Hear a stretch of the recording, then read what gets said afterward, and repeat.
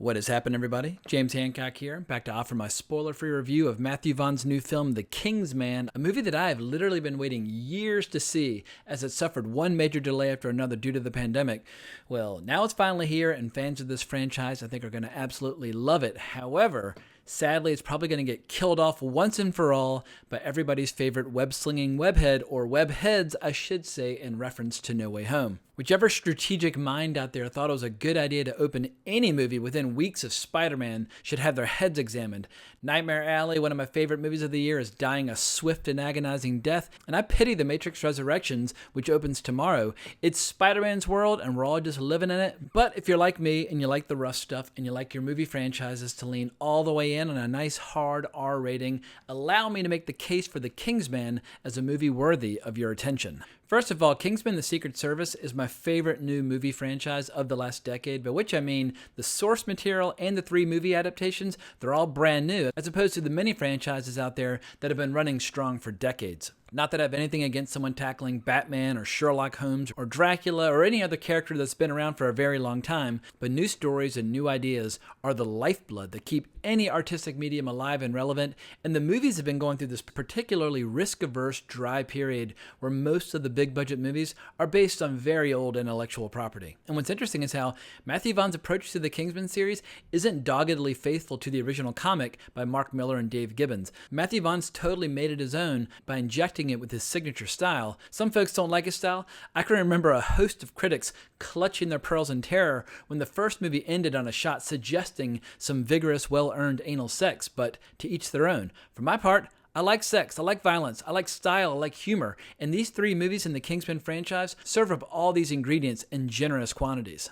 So this latest film, The Kingsman, is an origin story about how this clandestine organization came to be. Ray Fiennes plays Orlando Oxford, a pacifist who has long since given up war and combat after making a vow to his wife to keep their son Conrad out of harm's way at all costs. But what Oxford has not anticipated is that this secret Legion of Doom-style organization, much like the future Kingsman, has decided to orchestrate global events in such a way to try and bring about the total destruction of England with an event that'll come to be known as World War I, a war which would end up killing roughly 40 million people in both military and civilian casualties. In the context of the movie, the overall plan is to try and orchestrate Russia's withdrawal from the war, which would allow Germany to focus all of its attention on England, effectively ending the British way of life forever. Inevitably, the character Oxford and his allies have to get involved, mostly as a way of trying to prevent his very patriotic son from willfully volunteering to go to the front lines and being subjected to the horrors of trench warfare. The Ensemble Cast is one of the movie's great strengths. Jaimin Hansu is an absolute force of nature. His character has been working with Oxford for many years, and he is just total hell on wheels anytime he gets a knife or a sword in his hand.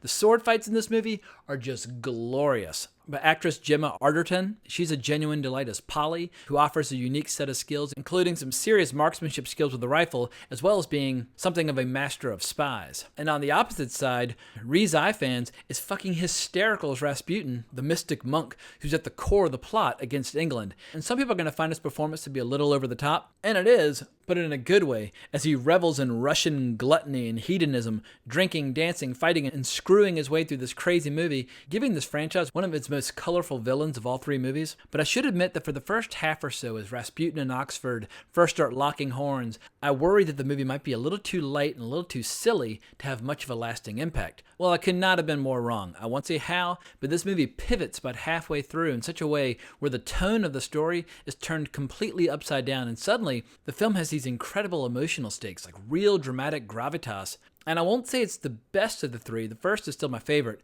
but this movie's easily the most emotional of the 3. I've said it before and I'll say it again.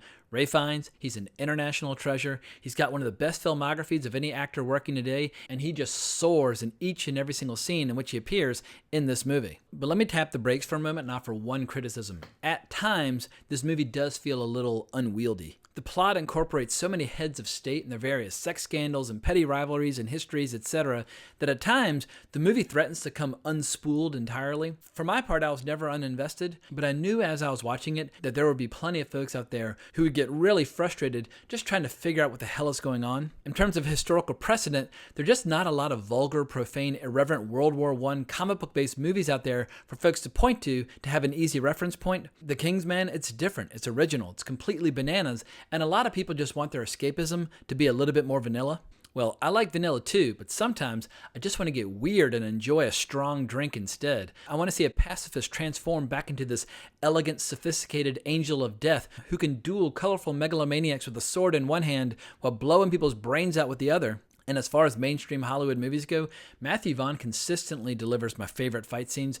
The choreography, the style, the energy, the music, the brutality, they're all first rate. And I would even go so far as to say that even for people out there who hate the movie, they will still be left totally slack-jawed by the action scenes. As far as what the future might hold for this fictional setting, who knows, because I have a feeling this movie is going to bomb hard. But I've heard rumors of a sequel called The Blue Blood. I've also heard they're working on a Statesman spinoff.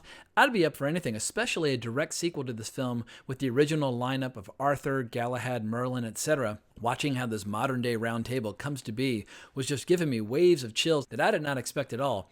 I expected plenty of dirty jokes and kick-ass action scenes, but genuine heartfelt emotion, that caught me off guard. At any rate, I loved it. This franchise is perfectly in line with my personal taste, and I just hope that this movie doesn't vanish up Spider-Man's ass crack with all the other movies out there right now. But once again, that's not Spidey's fault. The Kingsman was supposed to come out years ago, and it's just been the victim of a lot of bad luck beyond Matthew Vaughn's control. But that's all I have for now. Thanks for listening to my rant. Hope everyone's having fun at the movies, whatever they might be watching. Please remember to like, subscribe, hit the bell, but more importantly, as always, onwards and upwards.